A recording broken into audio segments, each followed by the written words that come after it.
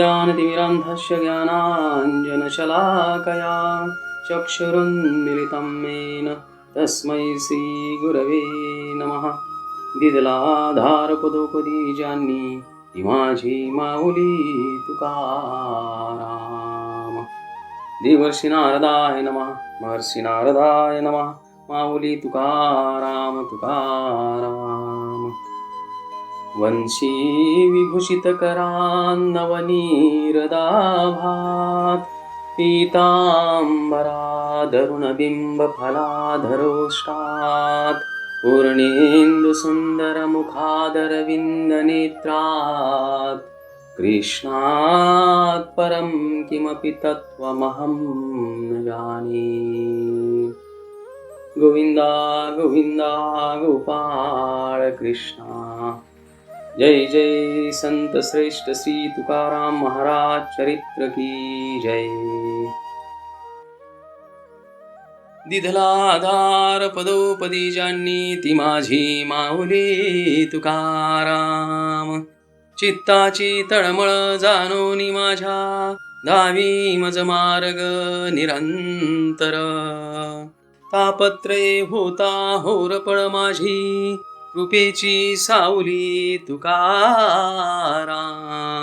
पडता संकट जडभारी मज करी सहज त्याचे निवारण. माझ्या माऊलीचा कळवळायसा प्रेमाचा कल्लोळ उसळला जैसा. काय वर्णू मी आपुलिया बोला पांडुरंग ज्याचा सदारुणी झाला. पांडुरंग ज्याचा सदारुणी झाला. तुकाराम तुकाराम तुकाराम तुकाराम. रामकृष्ण हरी. हरे कृष्ण. सर्व भक्तांचं महाराजांच्या मंगलमय कथेमध्ये स्वागत आणि सर्वांना माझा दंडवत प्रणाम. काल आपण पाहिलं की कशा प्रकारे जीवाचा भगवंताशी नित्य आणि सनातन संबंध आहे आणि तो संबंध मंगलदायक आहे. सदा सर्वदा आनंदाचं किंवा प्रतिक्षण वर्धमान असणाऱ्या आनंदाचं दान करणार आहे. तो भगवंतच आपला अंशी आहे, सर्वात निकटतम आहे, सुहृद आहे, प्रियतम आहे आणि त्याला प्राप्त करूनच आपण त्या आनंदाचे भागी होऊ शकतो. त्याशिवाय दुसरा कुठलाही उपाय नाही. आणि याच्या विपरीत भौतिक मायेशी असणारा आपला संबंध हा नैमित्तिक आहे, काही काळापुरता क्षणभंगूर आहे आणि परिणामी दुःखच देणार आहे. की ज्यायोगी आपण अनादी काळापासून या भौतिक चक्रामध्येच भ्रमण करतोय आणि दुःखाचेच भागी होतोय. आणि अशा प्रकारे आपला भौतिक मायेशी नसलेला संबंध आणि भगवंताशी असणारा नित्य आणि शाश्वत संबंध याचं जे ज्ञान प्रतिपादन करतं त्याला संबंध ज्ञान म्हणतात.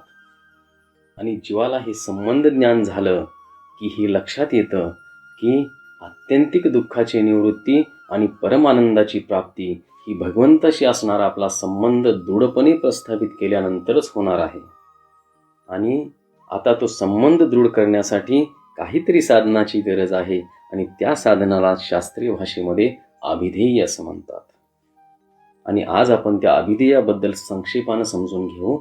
अभिधेय समजणे ही फार महत्त्वाची गोष्ट आहे, कारण त्यायोगे आपल्याला आपल्या संबंधाची पुनर्स्थापना करता येणार आहे की ज्यायोगे परमानंदाची किंवा परमप्रयोजनीय प्रेमाची प्राप्ती होऊ शकते. श्रीमद भगवद्गीतेमध्ये हे अभिधेय 4 प्रकारांनी सांगितलंय. कर्ममार्ग, ज्ञानमार्ग, योगमार्ग आणि भक्तिमार्ग. किंवा वेदांनीही कर्मकांड, ज्ञानकांड आणि उपासनाकांड म्हणजेच भक्ती अशा 3 रूपांनी हे साधन वर्णन केलेलं आहे. अधिकार भेदानं आणि प्राप्तव्याच्या भेदानं ही सर्वच साधनं कमी अधिक प्रमाणात योग्य आणि उपयुक्त आहेत. जीवाचे अनेकविध स्वभाव आहेत, अनेकविध अनुसृत स्वभाव आहेत, अनेकविध संस्कार आहेत. त्या योगे ही सर्व साधनं कुणाला कमी कुणाला जास्त या प्रमाणात उपयुक्त होतात हे निश्चित आहे. पण तरीही याच्यामधलं तारतम्य पाहणं फार गरजेचं आहे. आता कर्मकांडाचा विचार केला तर आपल्याला हे दिसून येतं की कर्मकांडात जी किंवा कर्म साधनेमध्ये जी कर्म केली जातात त्या कर्माचं अत्युच्च फल काय असेल तर स्वर्गप्राप्ती आहे किंवा स्वर्गाधिक भोग आहेत. आणि ते कर्म काय करतं तर आपलं फल देतं, स्वर्गाच्या प्राप्तिरूप फल किंवा स्वर्गातल्या भोगादी रूप फल. आणि ते कर्म संपून जातं. पण शेवटी स्वर्गात जाणं किंवा स्वर्गातला उपभोग घेणं ही सुद्धा काही काळापुरतंच आहे. कारण तिथून सुद्धा क्षीणे पुण्य मर्त्य लोकम विशंती, तिथून परत मर्त्य लोकात किंवा परत या भौतिक संसारात यावं लागतं. किंबहुना स्वर्ग हा भौतिक संसाराचाच भाग आहे. महाराज पण म्हणतात, ब्रह्मादिकपदे दुःखाची शिराणी, ते ते दुष्टित झनी जडो देशी. तुका म्हणी आम्हा कळले त्याचे वर्म, जे जे कर्मधर्म नाशवंत. म्हणजेच कर्माची गती ही या भौतिक संसाराच्या बाहेरची नाही, तर या भौतिक संसारामध्येच ती काही ना काही फलं देत राहील. कदाचित उच्च फलं असतील ती, पण तरीही त्याचा आपल्याला काही उपयोग नाही. कारण त्यायोगी भगवंताशी असणारा आपला संबंध प्रस्थापित करता येणार नाही आणि म्हणून परमप्रयोजनीय प्रेमाची प्राप्ती होणार नाही. त्यामुळं कर्मसाधना किंवा कर्म ही साधन किंवा कर्म ही अभिदेय आपल्या खरंच काही उपयोगाचं नाही.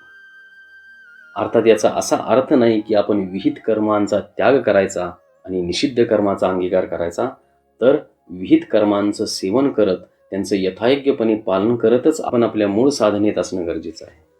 आता दुसरं साधन जे आहे ते ज्ञान आहे. हे ज्ञान म्हणजे कोणतं ज्ञान? तर आत्मज्ञान किंवा ब्रह्मज्ञान.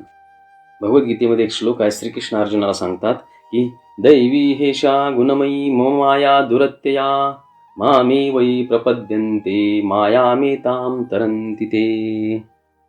म्हणजे ही जी माया आहे ती दैवी आहे आणि नुसतीच दैवी नाही, तर ती माझी माया आहे, मम माया. आणि म्हणून ती दुरत्य आहे. तिला पार करणं फार अवघड आहे, कारण ती भगवंताची शक्ती प्राप्त करून शक्तिमान झालेली आहे ती जड, परंतु तिला भगवंताची शक्ती प्राप्त झाल्यामुळे ती शक्तिमान झालेली आहे. एका छोट्याशा उदाहरणानं आपण पाहू. समजा एक फार मोठी काठी आहे, जाडजूड अगदी, पण ती 2 वर्षाच्या बालकाच्या हातात दिली आणि त्या काठीनं जर त्याला सांगितलं की तू कुणाला तरी मार, तर त्याला ती उचलणारच नाही व्यवस्थित, तर तू काय मारणार आहे. पण तीच काठी जर एका बलिष्ठ मनुष्याच्या हातात गेली, तर त्या काठीनं तो एखाद्या जीवाला किंवा एखाद्या मनुष्याला पूर्णपणे मारू शकतो. तर आता ही त्या काठीची शक्ती आहे का? निश्चितपणे नाही, कारण काठी जड आहे. पण जेव्हा ती काठी बालकाच्या हातात होती तेव्हा तिच्याकडे काही शक्ती नव्हती, आणि जेव्हा ती त्या बलिष्ठ मनुष्याच्या हातात गेली तेव्हा ती शक्ती संपन्न झाली. आणि अशाच प्रकारे ही भौतिक माया जड आहे, परंतु ती आहे भगवंताची, मम माया आहे असं भगवंत म्हणतात. आणि म्हणून ती भगवंताची शक्ती तिला प्राप्त झालेली आहे. त्यामुळे तिला पार करणं हे कोणत्याही जीवाला शक्य नाही, अर्थात स्वबळावरती. म्हणून भगवंत पुढं काय म्हणतात, तर मामे वै प्रपद्यन्ते, जे मलाच शरण येतात, माया मेतां तरन्ति ते, या मायेतून ते पार पावतात. म्हणजे भगवंताला शरण गेल्याशिवाय ही गुणमयी माया पार करणं शक्य नाही. आणि ज्ञानी हा भगवंताला शरण नसतो. त्यामुळं ज्ञानाच्या बाबतीत असं होतं की तो स्वरूपावरिका मायेला पार करू शकतो, परंतु गुणावरिका मायेला पार करणं हे ज्ञानाला शक्य नसतं. कारण गुणावरिका माया पार करणं हे एका भगवंताच्या कृपेशिवाय होऊ शकत नाही. त्यामुळं ज्ञानाचं फळ सुद्धा भगवत प्राप्ती होऊ शकत नाही. भगवंताच्या कृपेची अपेक्षा ज्ञानाला करावीच लागते, किंवा भगवंताच्या कृपेशिवाय तो परमगतीला प्राप्त होऊ शकत नाही. श्रीमद भागवतामध्ये एक फार विशेष महत्वाचा श्लोक आहे या अर्थाचा. येन्ने रविंदाक्ष विमुक्त मानिन त्वय्यस्त भावात विशुद्ध बुद्धया, आरुह्य कृच्छ्रेण परम पदम तथा पतंती अधानादृत युष्मदांग्रया. काय अर्थ आहे याचा? तर हे कमलनेत्र भगवंता, जे लोक आपल्याला मुक्त मानतात पण भक्ती करत नाहीत, ते खऱ्या अर्थानं अशुद्ध बुद्धीवालेच आहेत. कारण त्यांनी आरुह्य कृच्छ्रेनं, जे कठीण प्रयत्न करून ते उच्च पदावरती पोचलेत. उच्च म्हणजे कोणत्या? तर परमपदम, अगदी परमपदाला पोचलेत की जिथं ब्रह्मसाक्षात्कार प्राप्त होतो. पण तिथून सुद्धा ते पतंती अधा, परत खाली पडतात. का? तर अनादृत युष्मदांग्रिया, तुझ्या चरणकमलाचा अनादर झाल्यामुळं, म्हणजे तुझ्या चरणकमलाची भक्ती न केल्यामुळं ते त्या पदावरून सुद्धा परत खाली पडतात. याचाच अर्थ असा आहे की ज्ञानाच्या योगे किंवा भक्तिविरहित कोणत्याही साधनाने भगवंताची प्राप्ती होऊ शकत नाही. आणि अशा प्रकारे कर्म असेल किंवा ज्ञान असेल, या दोन्ही जरी साधना असल्या तरी त्यांनी आपलं प्रयोजनीय परमप्रेम प्राप्त होणार नाही, हे मात्र आपण खऱ्या अर्थानं समजणं गरजेचं आहे. म्हणून भगवद्गीतेमध्ये सुद्धा श्रीकृष्ण म्हणतात की मला आवडतो तो ज्ञानी भक्त, फक्त ज्ञानी नाही तर ज्ञानी भक्त आवडतो. किंबहुना यापेक्षा प्रकट प्रमाण द्यायचं म्हटलं तर महाराजच देतात, न लगे हे मज तुझे ब्रह्मज्ञान, न लगे हे मज तुझे ब्रह्मज्ञान, गोजिरे सगुण रूप पुरे. म्हणजे महाराज सरळ सरळ म्हणतात की मला तुझं हे ब्रह्मज्ञान नको, मला मात्र तुझं गोजिर आणि सगुण रूपच पाहिजे आहे. त्याचीच मला आवड आहे आणि त्याच ठिकाणी माझी प्रीती आहे. नाथबाबांनी पण तेच सांगितलंय की भक्ती प्रेमाविन ज्ञान नको देवा, अभिमान नित्य नवा तया माझी, प्रेम सुख देई प्रेमे विन नाही समाधान. आणि म्हणून भक्त काय मागतात तर प्रेम मागतात, भक्ती मागतात. फक्त ज्ञान नको, त्या प्रेम सुखाविरहितलं ज्ञान काही कामाचं नाही. किंवा महाराज पण म्हणलेत, नको ब्रह्मज्ञान आत्मस्थिती भाव, मी भक्त तू देवायसे करी, दावी मज रूप गोपिका रमणा, ठेवू दे चरणावरी माथा. असं महाराज पण म्हणतात की मला आत्मस्थिती पण नको आणि ब्रह्मज्ञान पण नको आहे. अजून एका ठिकाणी महाराजांनीच म्हटलेलं आहे की ब्रह्मज्ञान जरी होय उठाउठी तरी का हिंपुटी वेदशास्त्रे. म्हणजे ब्रह्मज्ञान होणं एवढी साधी गोष्ट नाही, कारण वेदशास्त्र सुद्धा त्यासाठी हिंपुटी होऊन बसलीत, पण ब्रह्मज्ञान प्राप्त होत नाही. असं ब्रह्मज्ञान सुद्धा मला नको म्हणतात महाराज. का? अर्थात महाराजांना ते प्राप्त आहे तरी सुद्धा त्याची गरज नाही म्हणतात. का? कारण त्या ब्रह्मज्ञानानं काय करायचं आहे, त्या ज्ञानाच्या पोटी प्राप्त काय आहे तर निर्विशेष आणि निराकार ब्रह्माची प्राप्ती होते. आणि ती भक्ताला नको असते. कारण जिथं प्रेमामृताचं आस्वादन, प्रेमाचं परमप्रेमाचं आदान प्रदान करता येत नाही, अशा ब्रह्मस्वरूपाच्या ठिकाणी काय करायचं तर भक्ताला लीला विग्रही सगुण रूपातलाच भगवंत हवा असतो की ज्याच्याशी प्रेमाचं आदान प्रदान करता येईल. अशा या भक्तिविरहित ज्ञानानं भगवंताची प्राप्ती होत नाही. किंबहुना आज कलियुगामध्ये या ज्ञानाचा अधिकार पण प्राप्त होणं फार अवघड आहे. कारण ज्ञानासाठी अधिकार लागतो तो शम दमादी षट संपत्ती साधनांचा, आणि तो या युगामध्ये जवळजवळ असंभव आहे. म्हणजे आता असा विषय आहे की खऱ्या अर्थानं कर्मानं पण नाही आणि ज्ञानानं पण भगवंताची प्राप्ती होत नाही. किंबहुना हा विषय अजून क्लिअर करण्यासाठी एक भागवतातलं फार चांगलं प्रमाण आहे. नारदजी व्यासदेवांना सांगतात, नैष्कर्म्यमपि अच्युत भाववर्जितं, न शोभते ज्ञानमलं निरंजनं, कुतः पुनः शश्वत भद्रमीश्वरे, न चार्पितं कर्म यद्यप्यकारणं. म्हणजे काय तर सर्व कर्मवासनांच्या रहित असलेलं निर्मल ब्रह्मज्ञान सुद्धा भगवान हरीच्या भक्तीनं रहित असेल तर ते शोभा देत नाही. आणि मग अभद्र असलेलं काम्य कर्म काय किंवा भगवंताला अर्पित न केलेलं निष्काम कर्म काय, या दोघांची शोभा नाही. किंवा दोघांनी कुठला विशेष उद्देश किंवा या दोघांनी भगवत प्राप्तीचा कोणताही उद्देश साध्य होऊ शकत नाही, आणि म्हणून त्याचं महत्त्व नाही. म्हणजेच या श्लोकामध्ये नारदांनी कर्म आणि ज्ञान या दोन्ही साधनांचा सार सांगितलाय.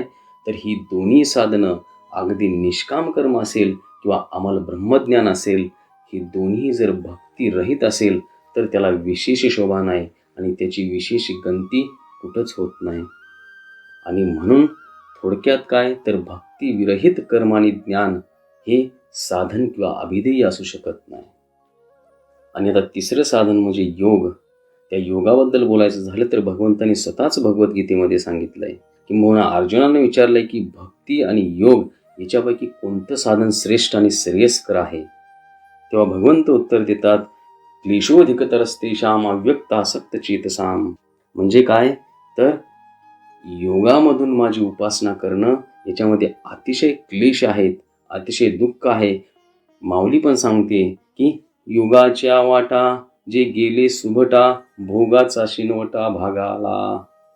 म्हणजे त्याची परिणिती काय तर भोगाचा शिनवटाच येतो, प्राप्तव्याच्या नावानं विशेष काय शिल्लक राहत नाही. आणि जरी प्राप्तव्य झालं तरी योग्यांची गती ही परमात्मा प्राप्तीची आहे, भगवत प्राप्तीची नाही. जरी ते भगवंताचं स्वरूप असेल तरी सुद्धा लीलाविरहित रूप आहे, म्हणून भक्तांना ते आकर्षित करत नाही. किंवा उद्धवाला भगवंत म्हणतात भागवतामध्ये, न साधयति माम योगो न सांख्यम धर्म उद्धव न स्वाध्याय तपस्त्यागो यथा भक्तिर्ममोर्जिता. म्हणजे हे उद्धवा, माझ्या ठिकाणी निर्माण झालेल्या भक्तीच्या योगी ज्या प्रकारे मी प्राप्त होतो किंवा संतुष्ट होतो, त्या प्रकारे मी योगानं होत नाही, सांख्यानं म्हणजे ज्ञानानं होत नाही, धर्म स्वाध्याय तप त्याग यापैकी कोणत्याही गोष्टीनं मी तसा साधला जाऊ शकत नाही जसा भक्तीनं साधला जाऊ शकतो. म्हणून भक्ती हेच साधन आहे किंवा योग आणि ज्ञान ही साधनं भगवंताला विशेष आकर्षित करत नाहीत. म्हणजेच थोडक्यात काय तर कर्म, ज्ञान आणि योग ही 3 साधनं क्रमशः स्वर्ग, निष्काम ब्रह्म आणि परमात्मा याची प्राप्ती करून देऊ शकतात. म्हणजे कर्माचा तर विचारच करण्याची गरज नाही साधनांच्या मध्ये, पण ज्ञान आणि योग हे एक प्रकारे ब्रह्माची आणि परमात्म्याची प्राप्ती करून देऊ शकतात. पण ही दोन्ही साधनं स्वबळावरती करावी लागतात. त्यामुळं त्यामध्ये पदोपदी पतनाचा संभव असतो. किंबहुना कलियुगामध्ये ही दोन्ही साधनं करता येणं फार असंभाव्य आहे, कारण मनुष्य प्राण्याची तशी योग्यता नाही. आणि सर्वात महत्त्वाची गोष्ट म्हणजे भगवंताची प्राप्ती होत नाही की जी भक्तांना अभिप्रेत आहे. म्हणून या तिन्ही साधनांचा विशेष उपयोग नाही. तेच ज्ञान आणि योग भक्तीनं आश्रित असेल, भक्तीनं युक्त असेल तर त्याचा काही प्रमाणात उपयोग होऊ शकतो. आणि म्हणून भगवत प्राप्तीसाठी आता एकच साधन शिल्लक राहिलं, ते म्हणजे भक्ती. आणि भक्ती हेच सर्वात सुलभ, सोपं आणि अतिशय श्रेयस्कर असं साधन आहे. म्हणून खऱ्या अर्थानं भगवंताची प्राप्ती करायची असेल, भगवंताशी असणारा आपला संबंध प्रस्थापित करायचा असेल आणि प्रयोजनीय अशा परमप्रेमाची प्राप्ती करायची असेल, भगवत प्रेमाची प्राप्ती करायची असेल तर एका भक्तीशिवाय दुसरा उपाय नाही. आणि एक भक्ती हेच साधन आहे. म्हणून अभिधेय अर्थानं खऱ्या अर्थानं भक्तीच सिद्ध होते. आता अशी भक्ती कशी करायची किंवा त्याची काही विशेष अंग आहेत याबद्दल आपण उद्या पाहू. आणि आता आपण महाराजांच्या प्रेममयी अमृतमयी कथेकडे वळू. काल आपण महाराजांच्या कथेमध्ये पाहिलं की कशा प्रकारे भगवंत भक्तासाठी काही करायला तयार असतो. अगदी तो तुकयाचे भक्तीसाठी पाशकंठी बांधित अशा प्रकारची लीला भगवंतांनी करून दाखवली. किंवा चाकर झाले आणि भक्तासाठी शारंध्र घरोघरी फिरत असे हे आपण पाहिलं. श्रीमद भागवतामध्ये कथामृताचं महत्त्व सांगणारा एक फार महत्त्वाचा श्लोक आहे. पिबन्ति भगवत आत्मनः सतां कथामृतं श्रवणपुटेषु संहृतं पुनन्ति ते विषयविदूषिताशयं व्रजन्ति तच्चरणसरोरुहान्तिकम्. तर श्रीकृष्ण कथेचं महात्म्य याच्यात सांगितलंय. पण श्रीकृष्ण कथा किंवा भक्तांची कथा यामध्ये भगवंत फरक करत नाही. आपण आधीच पाहिलं की भक्त कथा ही श्रीकृष्ण कथेपेक्षा सुद्धा अजून काहीतरी महत्त्वाचे आहे. आणि त्या कथामृताचं महात्म्य काय आहे तर जे लोक श्रवणपुटेषु संवृतम म्हणजे कर्णरूपी पात्रांच्या द्वारे भगवंताच्या किंवा भगवंताच्या भक्तांच्या कथामृताचं पान करत साराबोर होत असतात, ते पुनंती विषय विदूषित आशयम म्हणजे विषयरूपी विदूषित आशयापासून मुक्त होतात. आणि शेवटी व्रजंती ते पोचतात किंवा जातात कुठं तर तच्चरण सरोरुहांतिकम त्या भगवंताच्या चरणकमलाच्या जवळ चरणकमलाला प्राप्त होतात ते. आणि तशाच प्रकारे महाराजांची ही कथा आपलं सर्व विदूषित विषय किंवा आपलं सर्व भौतिक अमंगल नष्ट करणारी, आपल्याला पवित्र करणारी आणि शेवटी भगवंताच्या चरणकमलाला प्राप्त करून देणारी आहे. आपण पाहिले की त्या गावामध्ये ज्या मिरच्या महाराजांनी विकल्या त्याचा सर्व उधार भगवंताने उकळला आणि महाराजांना आनंद दिला. आणि मग तिथून महाराज पुढच्या गावाला निघाले. कसे निघाले तर मार्गी चालता सप्रेम भर करीत गजर नामाचा नामरूपी जडले चित्त म्हणून झाला देहातीत. आणि अशा प्रकारे भगवंताच्या नामामृताचं आस्वादन करत महाराज पुढं मार्गक्रमण करायला लागले. देहातीत अवस्था, मुखामध्ये नाम, चित्तामध्ये पांडुरंग, अशा अवस्थेत महाराज निघाले.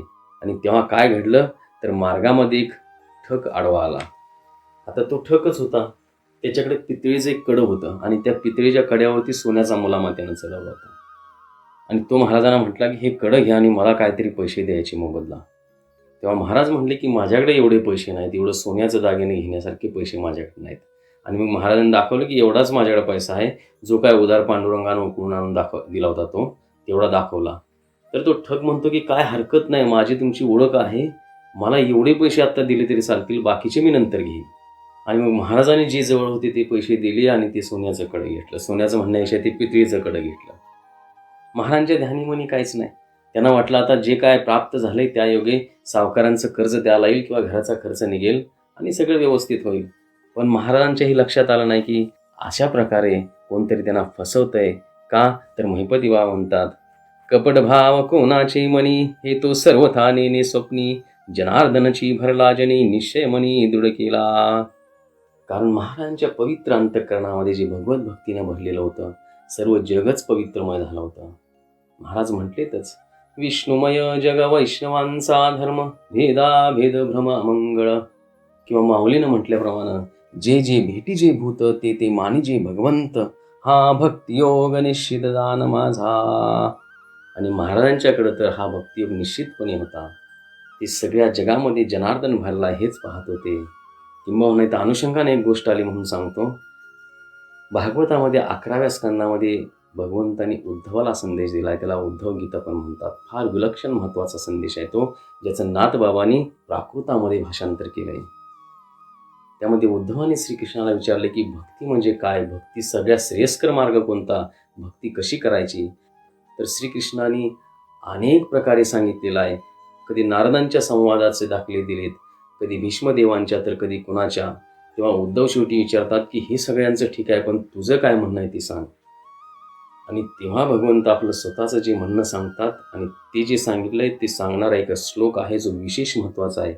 तो काय आहे तर, अयम हि सर्व कल्पानां साध्रीचिनो मतो मम, मद्भाव सर्वभूतेषु मनो काय वाक् वृत्तिभिः.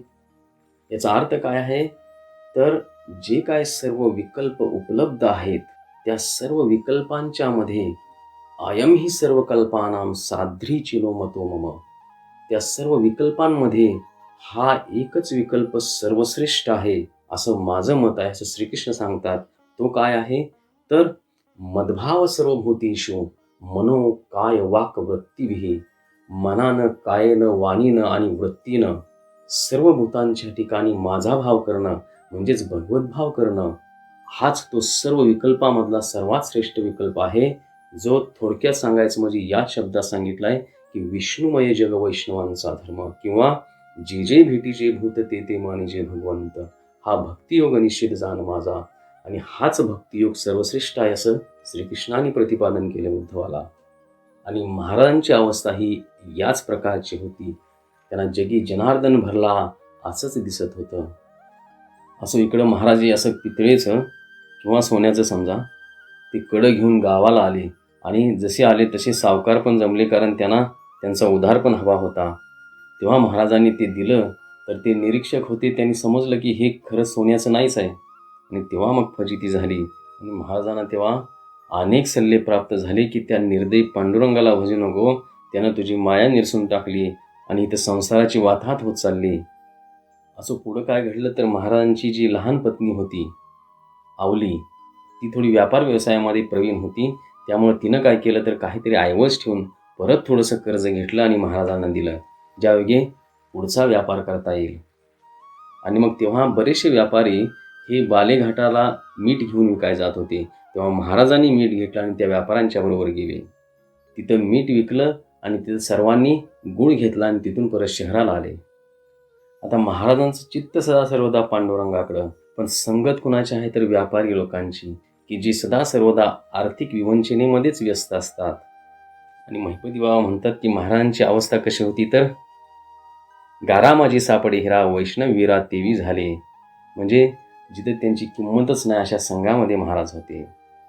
खरं तर महाराजांनी मागितलेला संघ काय आहे तर मजदे तयांची संगती, जया तुझी प्रीती मजदे तयांची संगती, हा संघ महाराजांनी मागितला आहे. आणि तोच खऱ्या अर्थानं प्रत्येक भक्त मागत असतो. पण प्राप्त परिस्थितीमध्ये जे आहे ते महाराज करत गेले. आणि महिपती बाबा काय म्हणतात तर तेवी असत्य व्यवसायांचा मेळा, त्यात भक्ती ज्ञान वैराग्य पुतळा, तुकयासी निंदिती वेळोवेळा, अनुताप कळा जया नाही. सांडोनी प्रपंच तळमळ, चित्ती आठवी वैकुंठ पाळ, भजन करीतो सर्व काळ, उठते कपाळ आमुचे. आणि अशा प्रकारे हे व्यावसायिक कुशीतपणे बोलायचे. पण महाराजांची अवस्था होती की त्यांना हर्ष आणि शोक दोन्ही नाही, विदेही अवस्था. असो, याप्रमाणे शहरामध्ये सर्व गूळ विकला आणि तिथून सर्वजण जे काय प्राप्त झालं ते घेऊन परतीच्या मार्गाला निघाले. आणि परतीच्या मार्गामध्ये एक विशेष नवलाईची कथा घडली. त्या बाजारामध्ये एक ब्राह्मण आलेला होता की ज्याची दाढी मिशी वाढलेली होती आणि तो याचक अर्थानं सर्वांच्याकडे काहीतरी मागत होता. आणि साहजिकच सर्व काय देत नव्हते, कोणी काय सांगत होतं, कोणी दिली तर चवली पावली द्यायचे. आणि हे सर्व महाराज बघत होते. शेवटी महाराजांना त्या ब्राह्मणाची दया आली आणि त्यांनी त्याला विचारलं, तू मला आद्यंत वृत्तांत सांग की तू असं का करतोय, भिक्षुक वृत्तीनं का जगतोयस. तेव्हा त्या ब्राह्मणानं सांगितलं की जी पाटीलकीची जमीन माझी होती ती भाऊबंदांनी हिरावून घेतली, दिवाणात फिर्याद केली, लाच दिली तिथं आणि मलाच बंदीखानी टाकलं. शेवटी राजानंही असं केलं की म्हणजे तिथला जो वतनदार वगैरे जो असेल त्यानं मलाच 300 रुपयाचा कर लावला. आता तेव्हाचे 300 रुपये म्हणजे फार जास्त होते. त्यातले 50 कसे तरी दिलेत आणि बाकीचे जे 250 रुपये राहिलेत ते देण्यासाठी मी कुटुंबासहित भीक मागतोय. आणि बरोबर त्या राजाचा एक शिपाई पण आहे आणि त्यामुळं मला ही कृत्य करण्याशिवाय दुसरा पर्याय नाही. आणि हे ऐकल्यानंतर महाराजांच्या दयामय अंतःकरणाला पाझर फुटला आणि त्यांनी लगेचच आपल्याकडे असलेले 250 रुपये काढून त्या ब्राह्मणाला दिले. हे सर्व ते व्यवसायी पाहत होते. त्यांना मात्र असं वाटलं की आता जिजायला जर हे कळालं तर ती मात्र धाय मोकळून रडेल. तिथं घरी खायला प्यायला अन्न नाही, सगळे उपाशी मरतायत आणि हा मात्र इकडं पैसे वाटत बसलाय. पण महाराजांनी मात्र त्या ब्राह्मणाला संतोष प्रदान करण्यासाठी वरतून त्याच्या करवी अन्नप्रसाद करून 10 ब्राह्मणांना जेवू घातलं आणि त्याला संतोष प्रदान केला. आणि तेव्हा त्या ब्राह्मणानं महाराजांना आशीर्वाद दिला की 12 वर्ष प्रयत्न करून सुद्धा आम्हाला हे धन प्राप्त झालं नसतं, पण ते तुझ्यामुळं प्राप्त झालं, तुझं कल्याण हो. आणि महाराजांचं चित्त आनंदाला प्राप्त झालं. पण त्याच वेळेला मनामध्ये एक भीती पण निर्माण झाली की आता घरी जाऊन आवलीला काय सांगायचं. आणि जसा हा विचार महाराजांच्या मनात आला तसा तो लगेच पांडुरंगाच्या अंतःकरणाला प्राप्त झाला. आणि पांडुरंग काय विचार करतोय की आता महाराजांनी तर नफा सोडूनच द्या पण मुद्दल पण गमावून बसलेत. आणि सर्व व्यापारी तर आधीच निघाले होते तिथून, ते घरी पोचतील आणि आवलीला जेव्हा ही बातमी कळेल तेव्हा मात्र महाराज पोचल्यानंतर महाराजांना अतिशय त्रास होईल.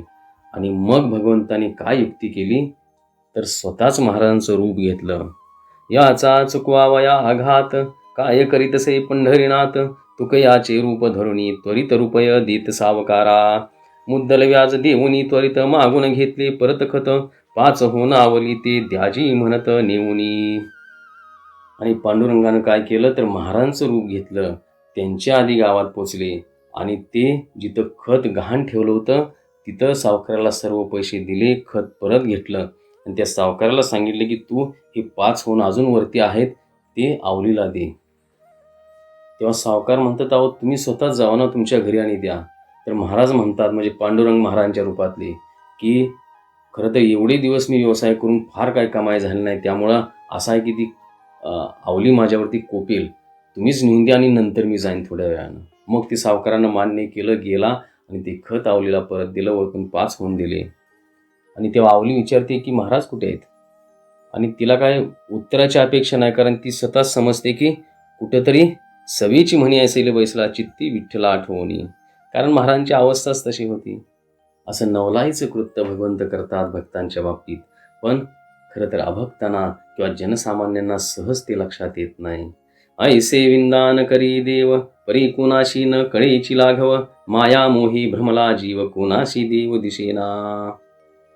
आणि मग गावामध्ये अशी वार्ता झाली की व्यापारी सांगतात की यांनी सर्व मुद्दल नफा दिला आणि एक बंदिवान सोडवला ब्राह्मण. तर काही जण असे म्हणायला लागले की जिजाईनंच संसाराची लाज राखावी म्हणून स्वतःच काहीतरी प्रयत्न करून सावकाराची रक्कम परत केली. अशा प्रकारे भगवंताचं जे प्रकटीकरण असतं ते सहजासहजी जीवाचा त्याच्यावरती विश्वास बसत नाही. आणि भगवंतच अर्थात आपल्या मायेने हे सर्व गुप्त ठेवत असतात. खरं बघितलं तर भगवंताच्या लीला भगवंतच जाणतो किंवा त्याचे भक्तच जाणतात. अंतरंग रूपातनं सर्वांच्यासाठी त्या प्रकट होत नसतात, पण ज्या संतांनी त्या पाहिल्या, त्या समजल्या, त्याने आपल्यासाठी त्या उद्धृत करून ठेवलेल्या आहेत आणि त्याचा निश्चितपणे आपल्याला आपल्या भक्तिपंथावरती फायदा होणार आहे. असं या प्रकारे महाराजांच्या जीवनाचा पूर्वार्ध संपत आला. पुढं असं झालं की फार मोठा दुष्काळ पडला आणि त्या दुष्काळाची तीव्रता एवढी जास्त होती की महाराजांची मोठी पत्नी आणि त्यांचा मुलगा संतोबा हे दोघंही त्या दुष्काळात गेले. एवढी दारुण पीडा त्यांना झाली. आणि आधीच महाराज संसाराबद्दल उदासीन होते किंवा वैराग्य तर त्यांच्या मनात आधीपासूनच होतं, पण त्याची तीव्रता आता पूर्णतेकडे जायला लागली. आणि ही जी महाराजांच्या जीवनाची अवस्था होत गेली, थोडक्यामध्ये महिपती बाबा वर्णन करतात. तुके अशी झाली तैसी गती संसारी पाहिली नाना विपत्ती ते संकलित सांगतो यथामती तरी सादर श्रुती परिशिजे 13वे वर्षी पित्याने संसार गळा घातला जाण तेथे दक्ष येता दिसोन समाधान वडिलांसी 17वे वर्षी तत्वता क्रमोन गेली माता पिता वडील बंधूची कांता तेही अवचिता निमाली 18वी वर्षी जाना सावजी गेला तीर्थाटना त्याच्या योगी करुणी जाना शोक निजमना वाटतो 20व्यात पुत्रकांता स्वयमीव देखोनी संसारी धरिली हाव आता येतोनी मन विटवावे मग देवादिदेवी काय केली 21व्यात विपरीत काळ तुकयासी पातला तत्काळ तेव्हा निगताची दिवाळे सोयी रे सकळ हासती अज्ञान प्रकृती ते स्त्री निश्चित तेही निमाली अन्न करीत महामोह पुत्र समस्त लौकिकी विपरीत ही वार्ता. आणि अशा प्रकारे महाराजांच्या जीवनाचा पूर्वार्ध संपला.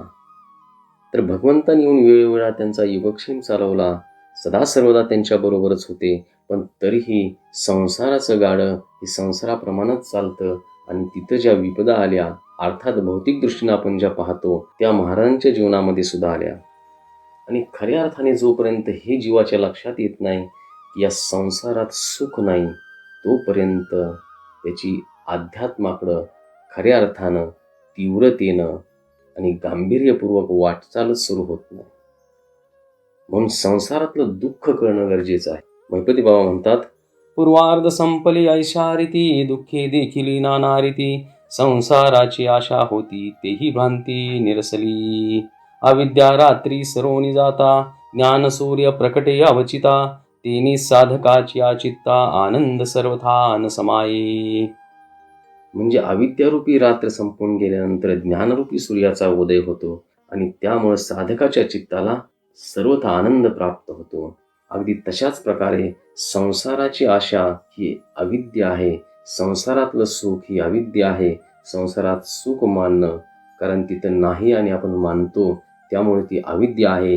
आणि जेव्हा जीवाच्या हे लक्षात येतं की या संसारात अजिबात सुख नाही, म्हणजे काय, म्हणजे मुळात सुखच नाही, तर अनेक यत्न करून ते कसं प्राप्त होईल. चुन्याचं पाणी जरी करोडो जन्म किंवा अनेक कल्पापर्यंत जरी त्याला हलवत बसलं तरी त्याच्यातून लोणी निघणार नाही. दिसताना दुधासारखं दिसेल, पण त्याच्यात लोणी नाहीच आहे मुळात, ते कसं निघेल. तसंच या संसारात सुखच नाही तर ते मिळणारच कसं. आणि अशा प्रकारचा विवेक आणि वैराग्याचा उपज झाला की साधकाचा भ्रम नाहीसा होतो, भ्रांती नाहीशी होते. श्रीकृष्णाने सुद्धा श्रीमद भगवद्गीतेमध्ये जन्म मृत्यू जरा व्याधी दुःख दोषानुदर्शनम ही ज्ञान आहे असं सांगितलंय. याचा अर्थ काय आहे तर जन्म मृत्यू जरा म्हणजे वार्धक्य आणि व्याधी या 4 गोष्टीमध्ये सदा सर्वदा जो दुःखाचं दर्शन करतो, दुःख दोषानुदर्शनम दुःखरूपी दोषाचा जो म्हणजे निरंतर दर्शन करत असतो त्याला ज्ञान प्राप्त होतं किंवा हेच ज्ञान आहे. या 4 गोष्टीमध्ये दुःख आहे असं जो जाणतो किंवा असं जाणणं म्हणजे ज्ञान आहे असं भगवंत तिथं सांगतायत. आणि हे ज्ञान सांगून कळत नाही, कारण जीवाची प्रवृत्ती ही संसार करण्याची असते. म्हणून त्याच्या जीवनात जर दुःख आलं तर त्या दुःखाच्या पोटी त्याला हे कळतं की हे खरंच दुःखदायकच आहे आणि सुखाचा लवलेशही नाही याच्यामध्ये. पण असो या ना त्या योगे ही ज्ञान प्राप्त होणं गरजेचं आहे की ज्याच्या योगे संसाराबद्दल विरक्ती येईल आणि भगवंताशी मग अनुरक्ती व्हायला सुरुवात होईल, अनुराग वाढायला सुरुवात होईल. महिपती बाबा पुढे सांगतात, दारा पुत्र होताची नाश अनुताप झाला तुकयास, मग एकांती जाऊनी उदास विचार मनात करीतसे. म्हणे संसाराची भरोभरी करुणी पाहिली आजीवरी, तो अधिकची दुःखाची परी त्या कोठवरी आठवू. कोळसा उगाळिताची निश्चित, तो अधिकची काळे दिसे आत, तेवी संसारी दुःखाचे पर्वत अनुभवे प्रचित आली की. आता ही प्रचिती की या संसारात दुःख आहे, हा संसार दुःखप्रद आहे, ही महाराजांना आता आली असा अर्थ नाही. पण जीवनक्रमामध्ये या लीलेमध्ये त्या क्रमानं ते वर्णन केलेलं आहे. महाराजांना याच्या प्रचितीची गरज नव्हती, कारण त्यांचं चित्तच कधी संसारात नव्हतं. ते सदा सर्वदा भगवंताच्या ठिकाणी एकाग्र झालेलं होतं. त्यामुळं त्यांना अशा प्रकारे वैराग्य येण्याची गरज नव्हती. त्यांच्या अंगी आधीपासूनच वैराग्य होतं, आधीपासूनच विवेकाने ज्ञान होतं आणि भक्तीची पूर्णताही होती. त्यामुळे त्यांच्यासाठी अनुतापाच्या पोटी या गोष्टी आल्या हे म्हणणं ठीक नाही. फक्त ही आपल्याला समजण्यासाठी आहे की अशा प्रकारे अनुताप वाढणं गरजेचं आहे आणि संसाराबद्दल वैराग्य येणं गरजेचं आहे आणि आत्म अनात्म या गोष्टींचं ज्ञान होणं गरजेचं आहे, विवेक होणं गरजेचं आहे. आणि म्हणून अशा प्रकारची लीला भगवंताकरवी महाराजांच्या जीवनामध्ये घडवली गेली.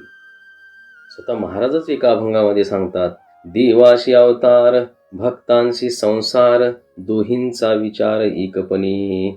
भक्तांशी सोहळे देवाची अंगे, देव त्याच्या संगे सुखभोगी. म्हणजे देवाचं अवतार घेणं, भगवंताचं अवतार घेणं आणि भक्ताचं संसार करणं हे एकच आहे. म्हणजे देवाच्या अवतार कार्यामध्ये अनेक लीला घडतात, अनेक कर्म घडतात, ज्यामध्ये भगवंताचा सदा सर्वदा विजय आणि त्याच्या शौर्याची गाथा असते. आणि भक्तांच्या जीवनामध्ये पण संसार घडतोय असं दाखवलं जातं, संसार घडत असतो, पण दोहींचा विचार एकपणे. तो संसार सुद्धा संसार नसून परमार्थ असतो, कारण तो संसार हा जगताच्या कल्याणासाठी, जगाला शिकवण देण्यासाठी कशा प्रकारे संसारातून विरक्त व्हावं, आत्म अनात्म रूपाचं ज्ञान घ्यावं आणि एका भक्तीची कास धरून भगवंताच्या चरणाची प्राप्ती करावी, हे शिकवण्यासाठी असतो. म्हणून भक्तांचा संसार आणि देवाचा अवतार या दोहींचा विचार एकपणीच आहे. म्हणजे दोन्हीही दिव्यच रूपात घडत असतात.